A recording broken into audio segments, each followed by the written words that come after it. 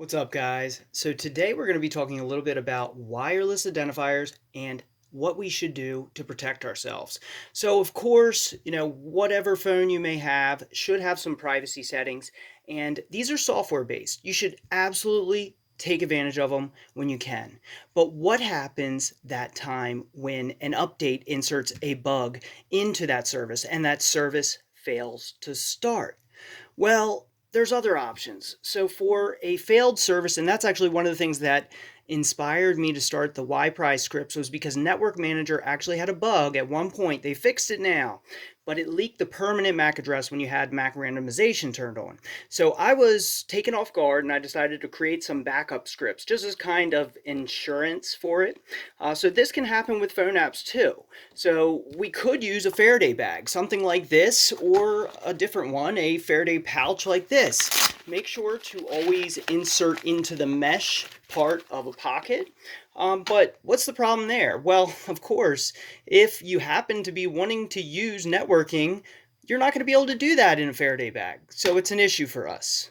We have to come up with another solution. You also can't listen to your music if your headphones, your wireless headphones, can't sync. So what can we do about it? Well, we can get our networking through Ethernet. So here is just something I had and I put together.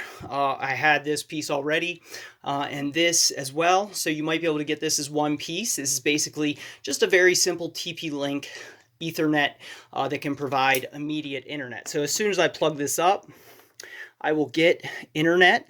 As you can see, it grabs internet and you can see the icon just showed up. So I actually have networking right now. So I can keep my phone on airplane mode and it has the internet through Ethernet. Now, on the headphone front, well, we have Bluetooth headphones.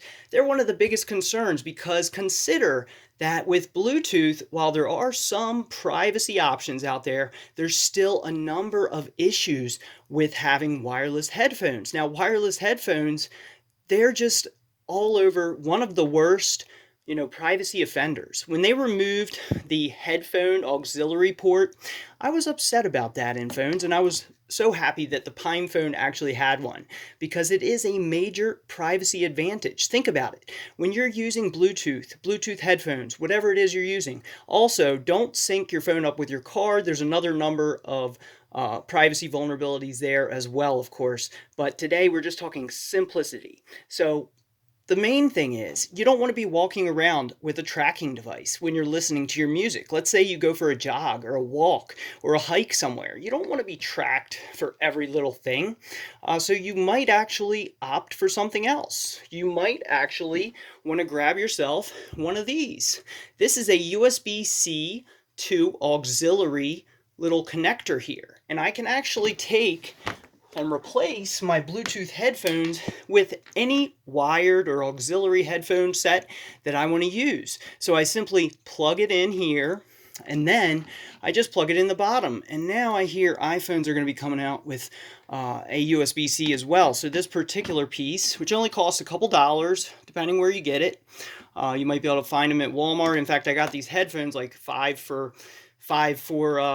$10 at Walmart or something. They're really cheap. I got them for the Hacker F Imported Pack, but it works perfectly for this setup. So now I have, if I download a podcast and I want to go for a hike or something and I don't feel like dealing with the invasion of my privacy. I mean, consider that many streetlights now have Bluetooth tracking devices, little things that are sniffers that are going to sniff up everything and can track you from point A to point B through a integrated setup of monitoring stations. So do you really want to deal with that? It's up to you. If you don't care, go for it. But not only that, you can even get better sound quality with an auxiliary headphone anyway. So it's a win-win to me. Not only that, you don't have to remember to charge your Bluetooth headphones. So there's so many benefits to using just a hardware solution because as I shared, if the software end fails on you, well, you're kind of screwed. So it's always good to have a backup.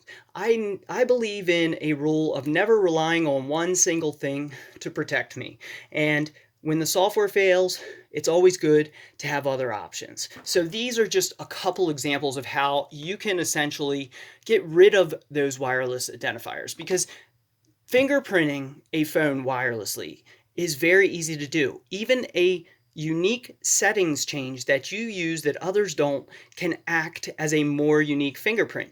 Even the firmware on whatever type of device you're working on, just the firmware choice alone, if there's multiple options, that's another layer of fingerprinting for your device. So these are just some simple options I wanted to share with you guys today. I just got this in the mail just today, so I figured I would do a video, just talk a little bit about options for protecting yourself from wireless privacy concerns. And of course, you always have the Faraday bag as well. You could download a podcast. You could even throw in your phone or device into the Faraday bag, have it set up with the USB-C to auxiliary and headphones, listen to it while also tempering those wireless signals at the same time. So there's so many ways you can use this setup.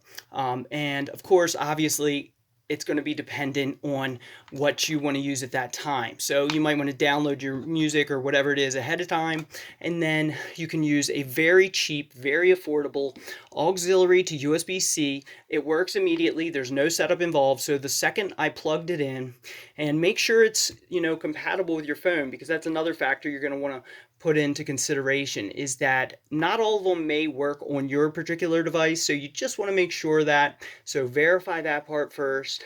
Hope these tips have been helpful to you. As mentioned, try using internet or networking through the Ethernet option, which is just simply getting cords to convert an Ethernet cable to actually provide the networking through that to USB-C.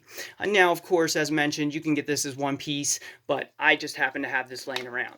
And on the Bluetooth front for headphones, for discrete listening to whatever it is you're listening to, this is a much better option than using Bluetooth, and you don't have to remember to charge it. To me, I'm always forgetting to fully charge my headphones, or at least I may sporadically decide to do something. I want to use my headphones and I just didn't get a chance to charge them yet. So to me, it's a great benefit in that too. Plus the audio quality has more capability to have actually better audio quality. So it's an all-around win. So I hope these tips have helped you with some wireless privacy tips for your phone, whether it's a Faraday bag, whether it's the auxiliary to headphone to USB-C, or tapping into Ethernet to provide your networking. And don't forget to turn your phone on airplane mode.